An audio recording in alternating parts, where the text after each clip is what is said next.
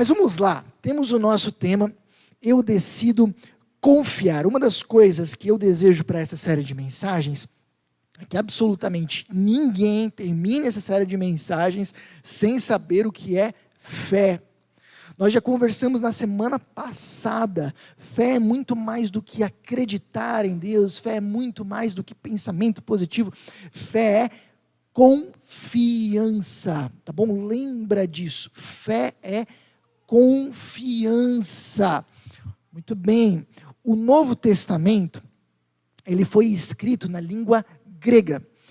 No grego, fé, crer, crença, lealdade, fidelidade, todas essas palavras estão na mesma raiz semântica, na mesma família de palavras, a família pistos, que significa confiança. Então, fé é confiar.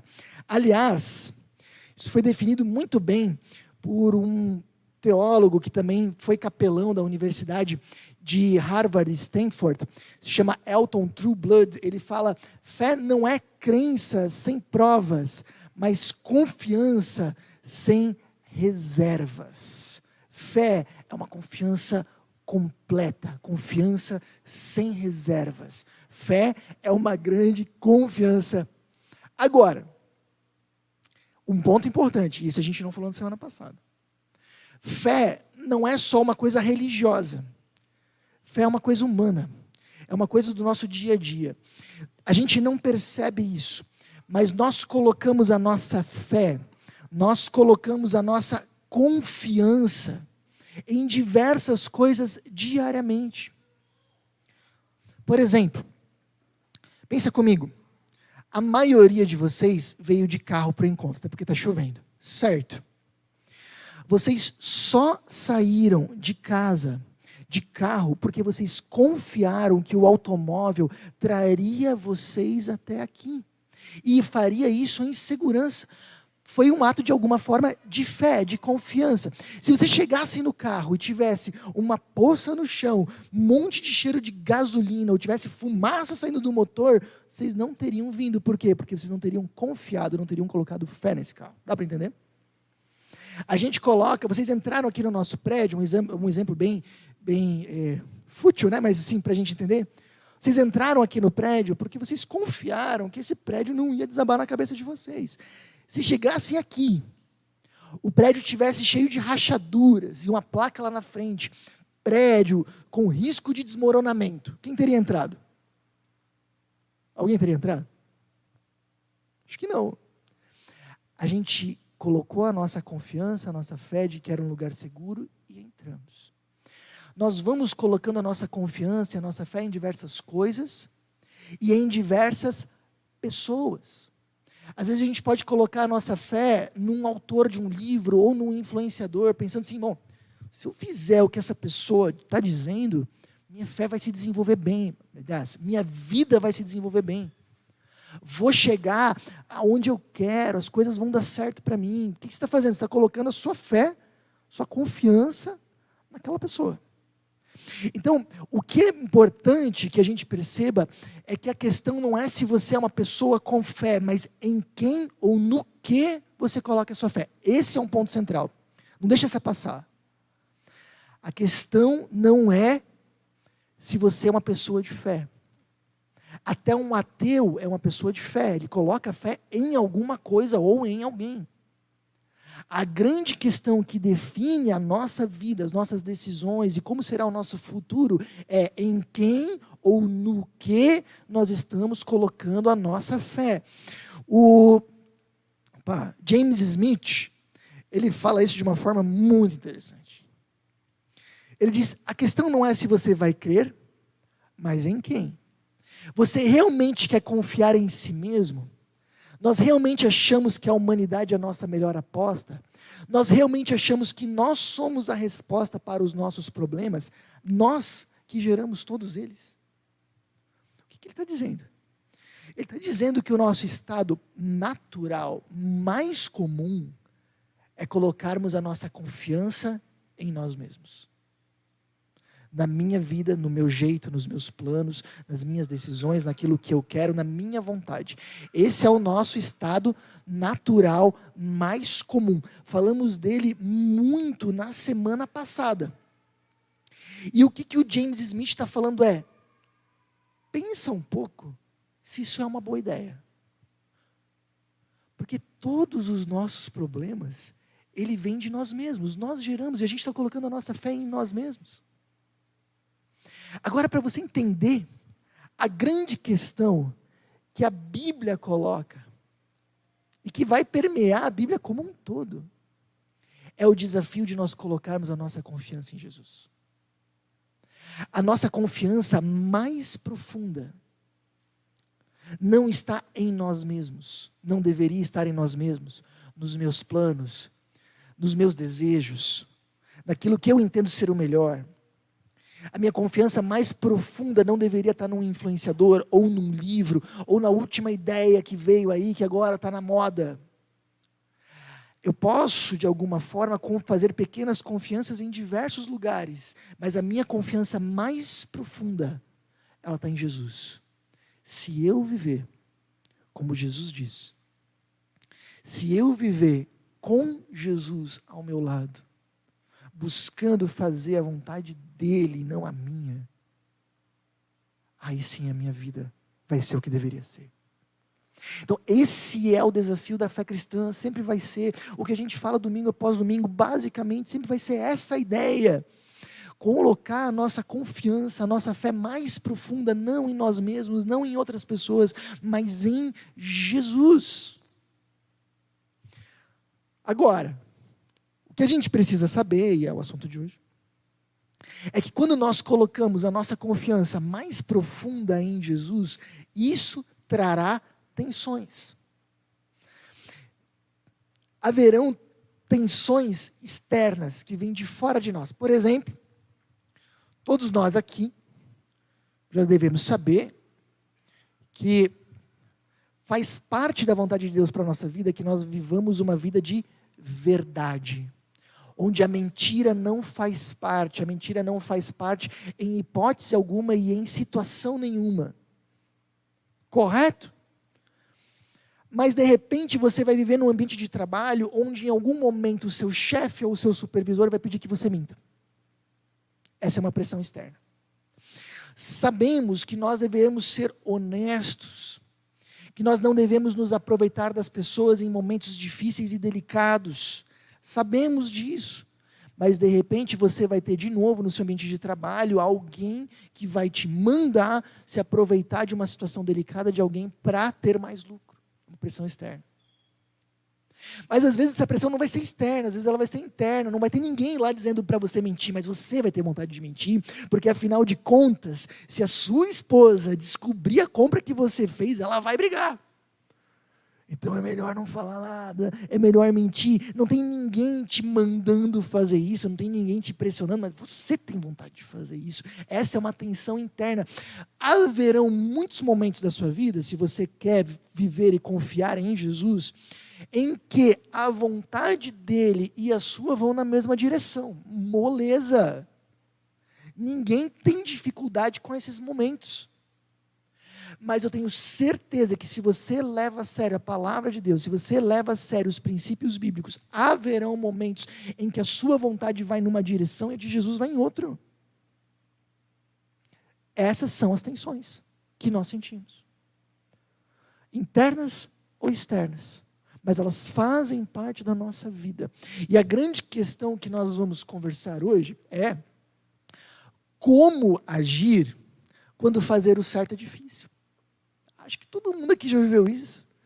A gente sabe o que deveria fazer, mas é difícil, a gente tem vontade de não fazer aquilo. Ou estamos sendo pressionados a não fazer aquilo. Como agir nos momentos em que fazer o certo é difícil? E para a gente abordar esse tema, eu queria comentar com vocês uma situação bíblica muito interessante, que para mim é uma das melhores para a gente falar disso. Aconteceu que 3 rapazes que viveram no século 6 a.C., eles viveram uma situação muito difícil.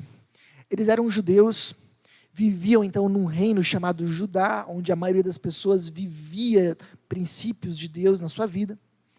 E eles perdem uma guerra para o grande império babilônico, que a gente já ouviu nas aulas de história, e eles são deportados para a Babilônia, e agora eles começam a viver numa nação que é pagã e que não vive os mesmos princípios que eles.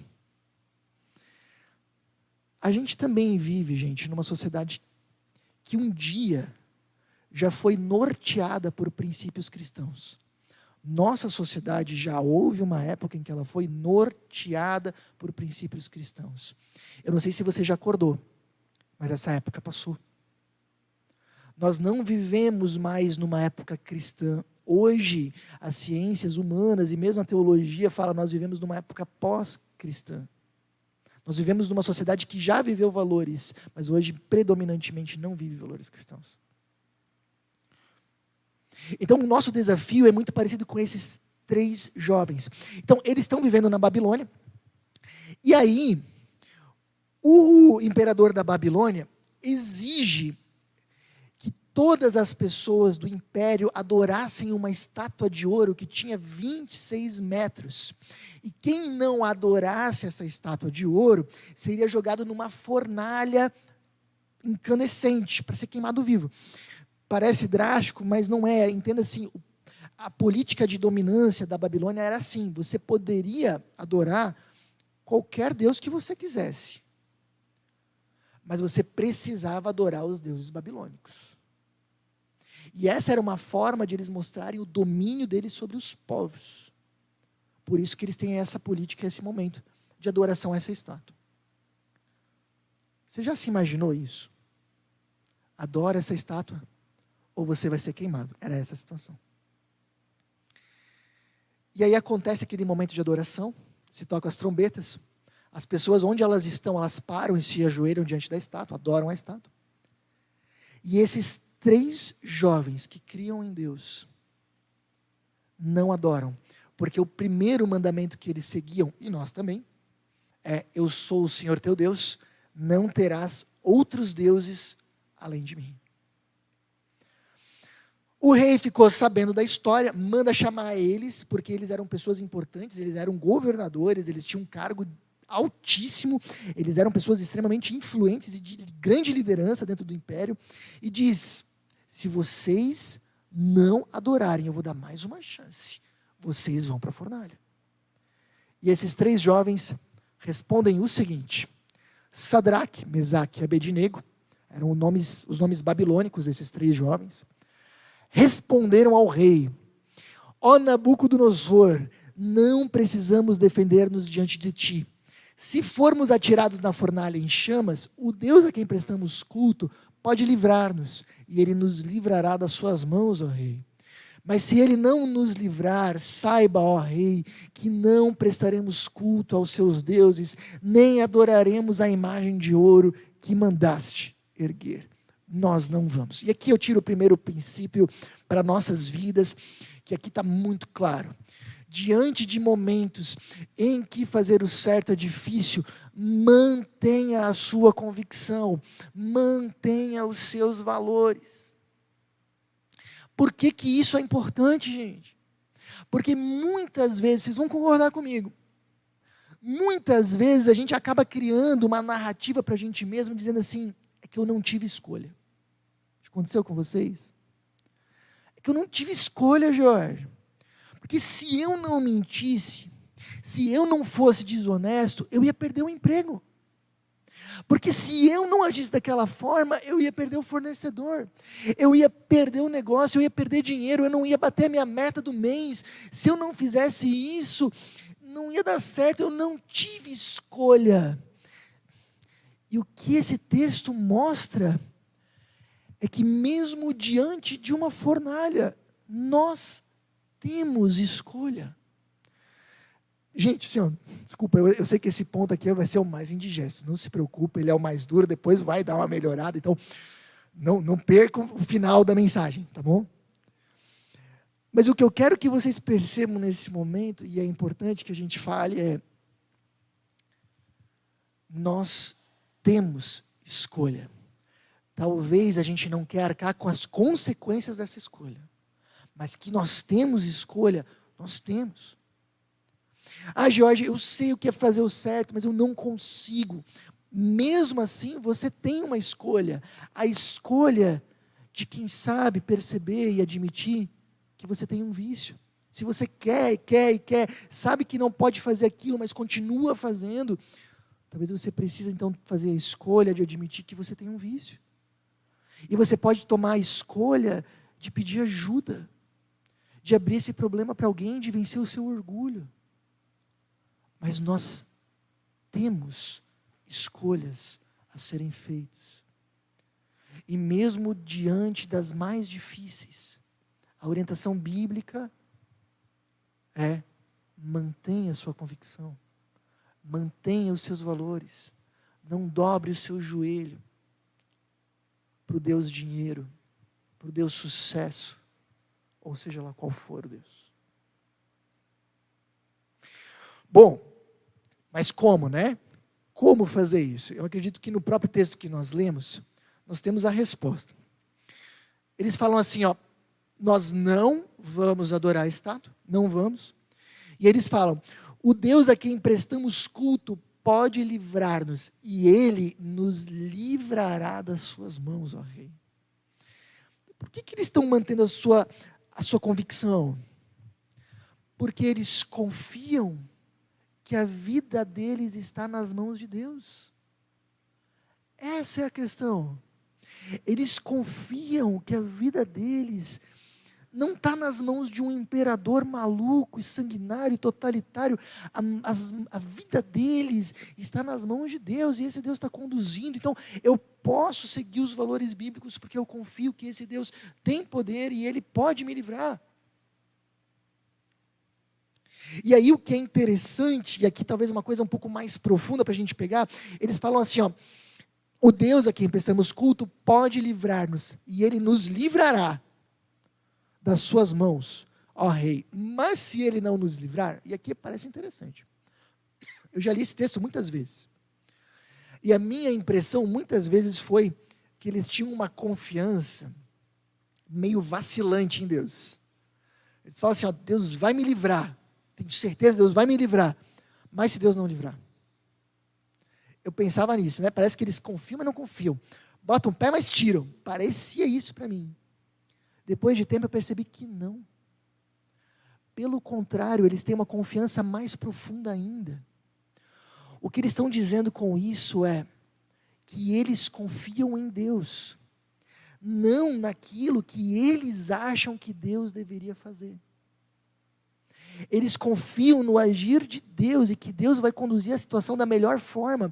Eles não confiam na sua visão limitada da forma que eles acreditam que Deus deveria agir naquele momento.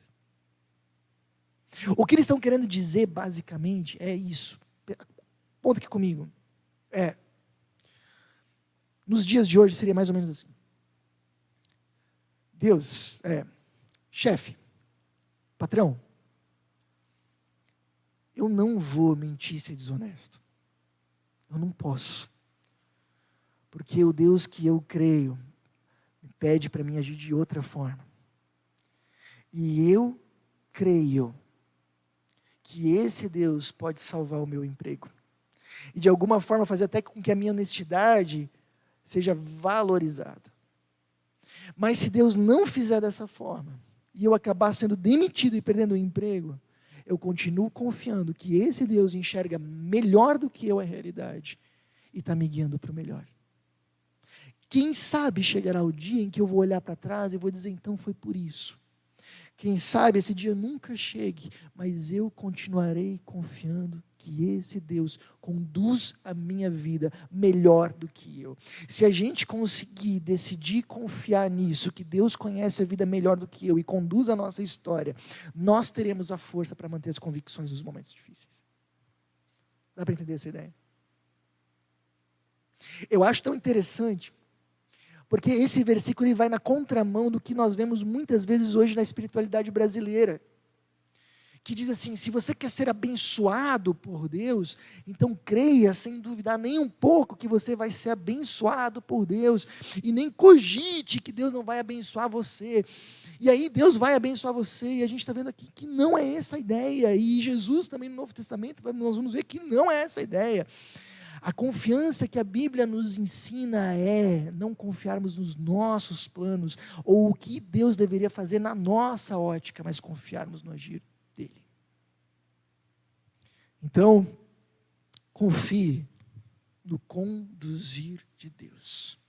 Se você não fizer isso, vai ser muito difícil manter suas convicções nos momentos difíceis. Essa é a base. E sabe mais uma coisa que ajuda muito? Tem amigos de fornalha. Eu acho muito interessante nesse texto. São 3 jovens. E os 3 estavam vivendo a mesma tensão. Os 3 estavam vivendo a mesma situação. Os 3 queriam viver com Deus e seguir os mandamentos, inclusive o primeiro. Os 3 estavam agora sendo forçados, uma pressão, uma tensão exterior, a eles adorarem outro Deus. Mas eles não estavam sozinhos, eles tinham um ao outro, e quando eles conversam com o rei, parece que um é o porta-voz, mas ele fala em nome de todos, porque provavelmente esses jovens conversaram. Eu consigo imaginar eles chegando e dizendo assim: viram o decreto lá do rei? Vi. Você viu, ele construiu uma estátua enorme, sim, está lá na praça. Quem não adorar vai ser queimado na fornalha, o que nós vamos fazer? E aí eles conversam: o que nós vamos fazer? Vamos adorar? Não vamos? E eles tomam uma decisão: não, nós não vamos, porque a gente confia em Deus. E aí eles estão juntos. E gente, estar junto ajuda demais a gente a manter as convicções. Algum tempo atrás, um mês atrás, eu estava conversando com alguns amigos meus que são missionários da MEUC também, e eles comentaram que eles têm um grupo de 3 missionários que conversam juntos, eu acho que uma vez por mês, de forma online, em videochamada. E eles dividem as suas tensões, as suas dificuldades, porque como os 3 são missionários, eles acabam vivendo muito perto as mesmas coisas. E uma vez por mês eles sentam, conversam, compartilham, oram um pelo outro. E aí eu perguntei para eles como é que é o nome do grupo. Sabe o que eles responderam? Nosso grupo se chama Fornalha. Por causa desse texto. Porque a gente tem visto que a gente não está junto nas dificuldades. Considera, por exemplo, o que os alcoólicos anônimos fazem, ou os grupos de apoio terapêutico para quem tem problema de dependência química. Eles estão juntos, eles têm o mesmo problema, a mesma luta, e eles compartilham. Eles, uma vez por semana, normalmente, eles sentam juntos e cada um tem a oportunidade de falar das suas lutas, e eles trocam experiências. E qual é o resultado da reunião? Eles percebem: eu não estou sozinho nisso, eu não estou sozinho na fornalha. E quem vive esse dilema com a dependência química é unânime, todos eles falam: esses grupos de apoio são extremamente importantes para quem quer viver sóbrio. Agora, o que deveria ser uma comunidade cristã? Uma comunidade cristã deveria ser os nossos amigos de fornalha. Gente, vocês sentem tensões no dia a dia de vocês, no trabalho, decisões éticas, decisões morais. Nós sentimos tensões, às vezes, no nosso casamento, na nossa vida pessoal, nos nossos relacionamentos. E, em grande medida, essas lutas são muito parecidas. Por que nós estamos aqui numa comunidade? É justamente para isso, para a gente aprender a se fortalecer mutuamente. Os nossos estudos bíblicos muitas vezes são isso. Muitas vezes alguém abre algum problema, pede oração. Você não está sozinho. Cultive amigos de fornalha. Cultive amigos de fornalha. Eu estava folheando um livro sobre casamento, depois me arrependi de não ter comprado. Eu vou comprar ainda. É um livro que foi escrito, inclusive, por um casal que já foi palestrante do Retiro de Casais que a gente participou 2 anos atrás. Quem estava lembra, o Michael e a Suzy. Um livro muito legal. E eu estava folheando o livro deles sobre casamento. E aí tinha um capítulo que me chamou a atenção, que era sobre pornografia. Um tema não tanto debatido. E no capítulo eles falam o quanto a pornografia é um problema para adultos, inclusive casados. porque muitas vezes cultivaram esse vício quando eram crianças e adolescentes, e aí os jovens, e depois, quando se tornaram adultos, acabaram mantendo esse vício, e eles falaram, acaba sendo uma realidade de muitos homens adultos, inclusive casados, que continuam tendo uma luta secreta com a pornografia. E aí eles tinham no livro o que fazer com relação a isso, como vencer esse vício. E aí o primeiro ponto, eu lembro, era tome uma firme decisão de não ver mais. O que parece muito com o nosso primeiro ponto aqui, mantenha a convicção. E um dos pontos que me chamou a atenção é não caminhe sozinho. Eles falaram, olha, se você fizer isso sozinho, você tem grandes chances de cair. Mas se você tiver alguém que de repente possa caminhar do teu lado, possa ouvir as tuas lutas, quem sabe alguém que tem o mesmo problema ou não, mas alguém que de vez em quando possa de repente te cobrar de forma positiva, dizendo aí como é que você está conseguindo se manter firme. Isso aumenta e muito a nossa força em vencer um vício tão difícil quanto esse. Tenha amigos de fornalha. Tenha pessoas com quem você possa contar, com quem você possa se apoiar, com quem você possa compartilhar as suas tensões. Procure alguém do seu estudo bíblico, procure o estudo bíblico se você não está, procure alguém aqui da comunidade, alguém que vive, que quer viver com Deus e que vai sentir essas tensões também. Gente, esse mês, nós estamos completando, esse mês nós estamos completando 3 anos de comunidade Milk Chapecó. Final do mês. Um dos grandes desejos que eu tenho para nós, para a nossa igreja, é que nós sejamos cada vez mais uma comunidade unida, que compartilha as lutas, que vive ombro a ombro, que caminha junto, que nós sejamos cada vez mais amigos de fornalha. Cultive isso, cultivar amigos de fornalha às vezes dá trabalho. Mas é muito bom, vale a pena. Talvez significa que de vez em quando você vai convidar alguém daqui da igreja para até lá jantar na sua casa, para fortalecer esses laços, para se aproximar, para criar intimidade. Vale a pena, faça isso, cultive amigos de fornalha. Combinado? Mas agora, a gente vai fazer uma rápida pausa. Falamos de 3 pontos, falta um. Que, claro, é o mais importante, que está para o final. Mas antes de a gente ver o último ponto, mantenha a convicção, confie no conduzir de Deus, tenha amigos na fornalha. Sabe o que acontece na nossa história? Esses jovens são jogados na fornalha. O rei fica tão bravo, se você ler, e eu recomendo, leia os primeiros capítulos de Daniel, são muito bons de ler.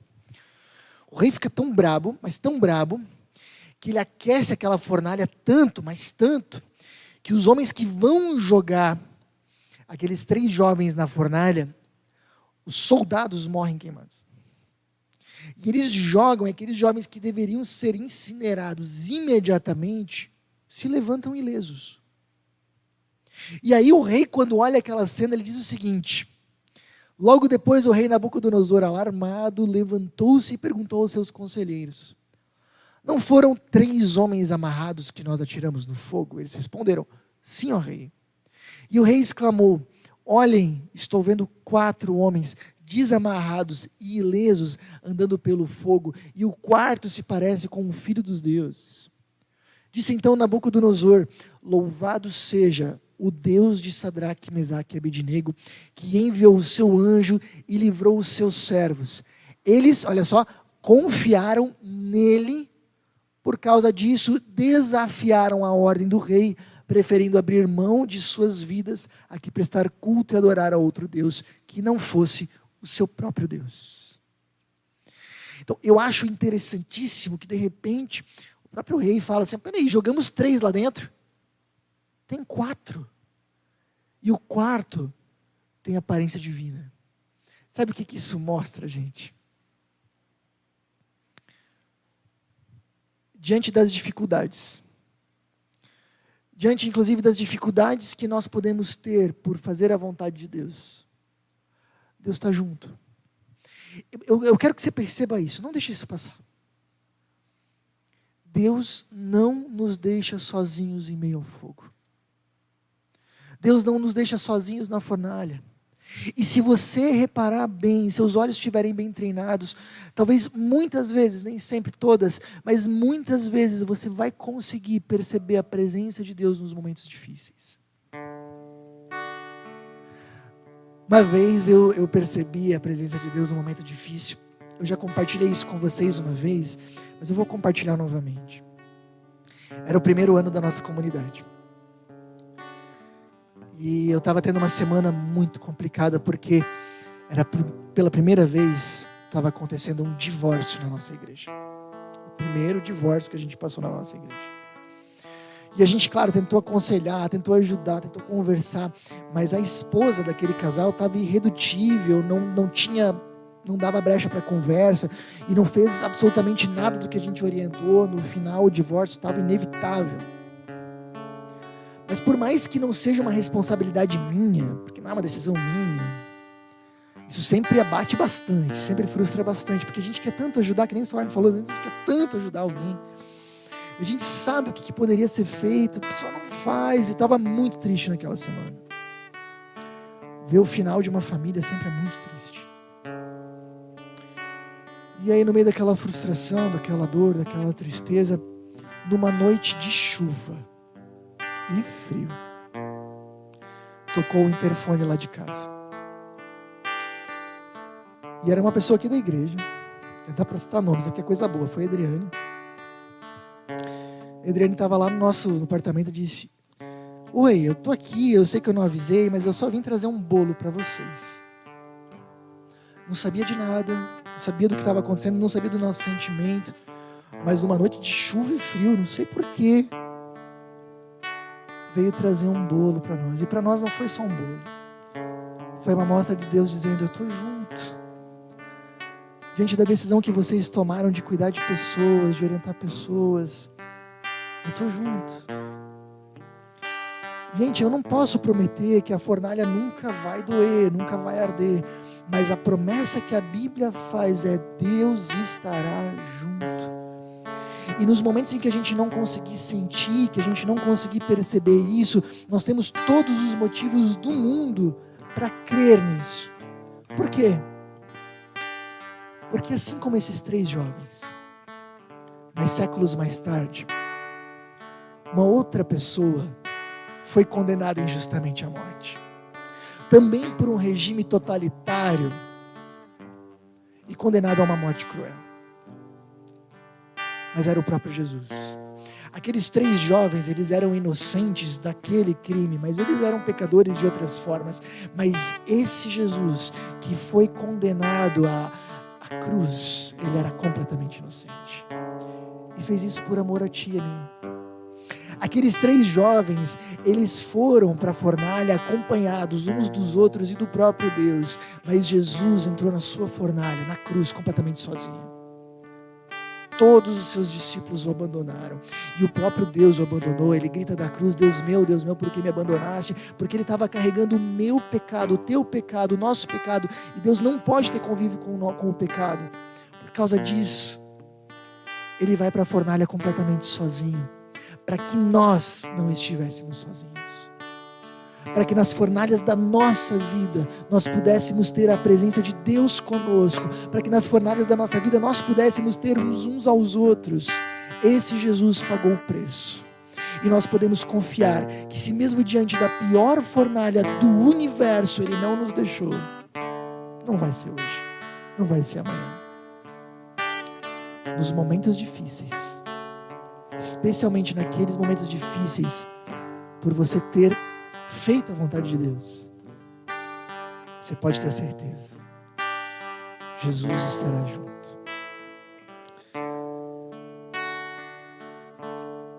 Timothy Keller fala: os 3 rapazes não mereceram que o Senhor os livrasse, porque viviam de modo perfeito e puro.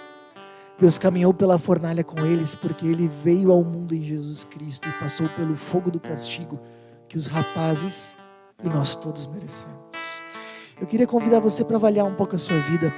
Como você tem lidado com as tensões internas e externas que viver com Jesus traz? Você tem realmente se acomodado e ter dito: eu não tenho escolha? Ou você tem se acomodado e dito assim: mas é que o mundo é assim? Ou você tem dito: não, eu quero fazer a vontade desse Deus? Como você tem lidado com as suas tensões internas? Você tem permitido que alguns vícios se instalem na sua vida? Que algumas condutas que não conferem com a palavra se instalem na sua vida? Avalie. Diante desses princípios que nós vimos, mantenha a convicção, confie no conduzir de Deus, tenha amigos na fornalha, creia na presença de Deus. O que pode ser diferente? Que decisão você pode tomar hoje? Talvez a sua decisão vai ser revisitar uma área da sua vida que você não tem vivido conforme a vontade de Deus e dizer, eu quero colocar isso em dia. Deus me ajuda. Quem sabe a sua decisão hoje pode ser, eu quero ter amigos na fornalha, eu quero cultivar amizades aqui da igreja. Essa semana eu quero convidar alguém para ir lá em casa, para a gente tentar se aproximar. Que ótimo. Quem sabe a sua decisão hoje pode ser, eu quero confiar no que Deus tem para a minha vida e não no que eu quero. Qual é a sua decisão? O que você quer fazer de diferente? Anota. Leva junto. Coloca num lugar que você vai ver amanhã e terça. Solidifica isso. Qual é a tua decisão? O que pode ser diferente? Eu tenho 2 recados rápidos para você que tem acompanhado as nossas mensagens. Primeiro, eu queria muito te encorajar, se for possível, a você participar dos nossos encontros presenciais. É uma forma de nós podermos nos conhecer e de você poder aprender ainda mais com a gente. Segundo recado, se você deseja contribuir financeiramente com a nossa comunidade, todos os nossos dados bancários estão aparecendo agora na sua tela. Essa é uma forma importante de você nos ajudar a espalhar ainda mais a mensagem de Jesus para fazer a diferença no coração de ainda mais pessoas. Pense nisso. Até a próxima!